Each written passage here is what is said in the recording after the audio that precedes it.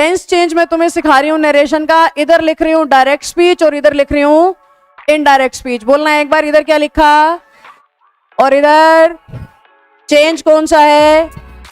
अब तुम्हें टेंस आते हैं या नहीं आते, हालांकि तुम्हारे बैच में मैं सिखा चुकी हूँ, आने चाहिए, पर फिर भी मैं ये कह रही हूँ अगर तुम्हें टेंस नहीं भी आते तो भी ये चेंज तुम्हें समझ में आ जाएगा, क्योंकि ये हम उस तरीके से नहीं कर रहे जैसे हमें स्कूल में सिखाते थे कि simple present direct, simple present indirect. हम सामने लेफ्ट में डायरेक्ट पढ़ रहे होते थे, राइट में इनडायरेक्ट पढ़ रहे होते थे। लेफ्ट में हमारे पास 12 स्ट्रक्चर हो जाते थे डायरेक्ट स्पीच के और राइट में 12 स्ट्रक्चर हो जाते थे इनडायरेक्ट स्पीच के, क्योंकि टेंस कितने हैं 12।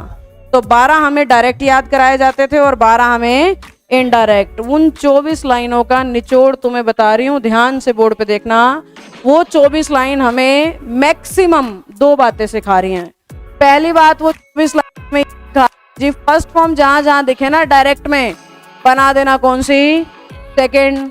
और सेकंड फॉर्म जहां जहां दिखे ना डायरेक्ट में बना देना कौन सी, हेड प्लस थर्ड फॉर्म।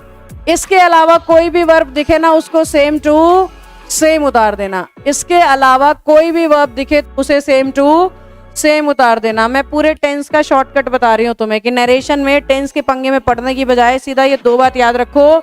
जहां जहां अपने को पहली फॉर्म दिखेगी किस में बदलेंगे, और जहां जहां अपने को सेकंड फॉर्म दिखेगी किस में बदलेंगे, हेड प्लस थर्ड फॉर्म में। यानी एग्जामिनर ने लिखा डायरेक्ट स्पीच में कम, हम क्या करने वाले हैं, केम। वो ऑप्शन ढूंढो जिसमें क्या है, केम। उसने लिख दिया केम तो कौन सा ऑप्शन ढूंढोगे, हैड कम। और उसने लिख दिया हैड कम तो कौन सा ऑप्शन ढूंढोगे, सेम।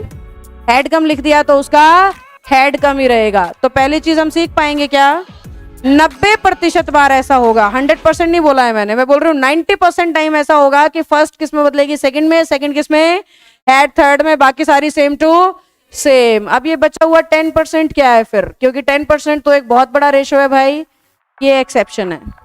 ये बचा हुआ क्या है, अब एक्सेप्शन क्या है वो भी समझा जा सकता है, मुश्किल नहीं है। ध्यान से सुनो, अगर मैंने एक सेंटेंस लिखा, बहुत सिंपल सा लिख रही हूं तुम्हारे सामने, he said to me I am happy today.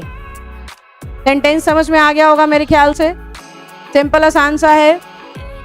इस डायरेक्ट स्पीच के ना 2 हिस्से होते हैं बेटा, लेफ्ट वाले को कहते हैं रिपोर्टेड वर्ब और राइट वाले को कहते हैं रिपोर्टेड स्पीच। बोलना एक बार, लेफ्ट वाले को, राइट को, लेफ्ट वाले को राइट वाले को, लेफ्ट वाले को रिपोर्टेड वर्ब और राइट वाले को। अगर ऐसे नहीं समझना है तो यूं समझ लो, कोमा के अंदर स्पीच होती है और कोमा के बाहर वर्ब होती है, नहीं तो सेड जो है वो वर्ब ही है। इसको कोई रट्टा मारने की बात नहीं है, अंडरस्टूड है कि लेफ्ट वाला वर्ब पार्ट है और राइट वाला स्पीच पार्ट है। अब ये एक्सेप्शन क्या है, सुनो मेरी बात ध्यान से। फ्रेंचाइजी पे आवाज ठीक आ रही है क्या बच्चों, मुझे ऐसा लग रहा है जैसे कट रही है, ठीक आ रही है। ऐप पे भी ठीक आ रही है, ऐप पर 3 आवर की क्लास मिलेगी क्या स्पेशल बैच में, ऐप पे 1.5 घंटे की मिलेगी इंग्लिश स्पेशल अगर पूछ रहे हो तो। ऑफलाइन वालों के लिए वो 3 घंटे की है, क्योंकि बच्चे के सामने हम प्रैक्टिस शीट्स रखेंगे ऑफलाइन में, बिना प्रैक्टिस करे उसको घर जाने नहीं दूंगी, बिना वो कैब याद करे घर जाने नहीं दूंगी। तो इंग्लिश स्पेशल ऑफलाइन वाले के 3 आवर्स हैं, ऑनलाइन वाले का 1.5 घंटा है, क्योंकि उस टाइम पे मैं पढ़ा नहीं रही होंगी, आप बोर हो जाओगे, बच्चे लोग प्रैक्टिस कर रहे होंगे, कैमरे के ऊपर कुछ दिखेगा नहीं। तो टीचिंग पार्ट जो होगा वो 1.5 घंटा रहेगा स्पेशल बैच में, बाकी प्रैक्टिस और वोकैब लर्निंग पार्ट है।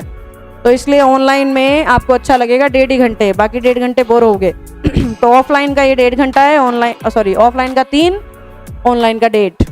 अब वापस बोर्ड पे आते हैं। 10% वाला केस हमें कहता है, ये जो रिपोर्टेड वर्ब वाला पार्ट है ना, अगर इसमें तुम्हें से दिखे किसी भी फॉर्म में, या सेज दिखे किसी भी फॉर्म, मेरा मतलब है इसके आगे विल शैल हो सकते हैं, कैन में कुछ भी लिख सकता है, पर कॉमन सी बात है कि से या सेज में से कुछ ना कुछ मिलेगा। किताबें इसे कहती हैं आपके रिपोर्टेड वर्ब ना प्रेजेंट या फ्यूचर में होगी।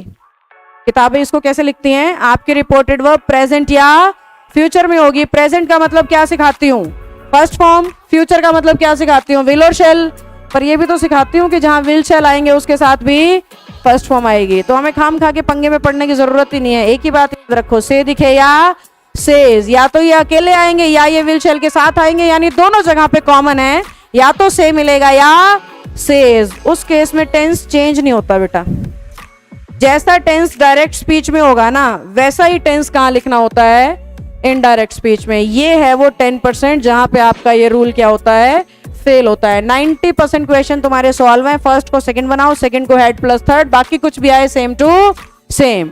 एक अलग से बात याद रख लो कि अगर वर्ब वाले पार्ट में मैंने क्या लिख रखा है, सेड, अगर यहाँ पे से या सेज दिखेगा तो इस तरफ टेंस बदलने की कोई जरूरत नहीं है, सेम टू सेम उतार दोगे, जैसा डायरेक्ट में वैसा ही इनडायरेक्ट में। ये वो 10% है जहां पे ये रूल आपका क्या होता है, एक्सपायर हो जाता है। क्या हम समझ लेंगे?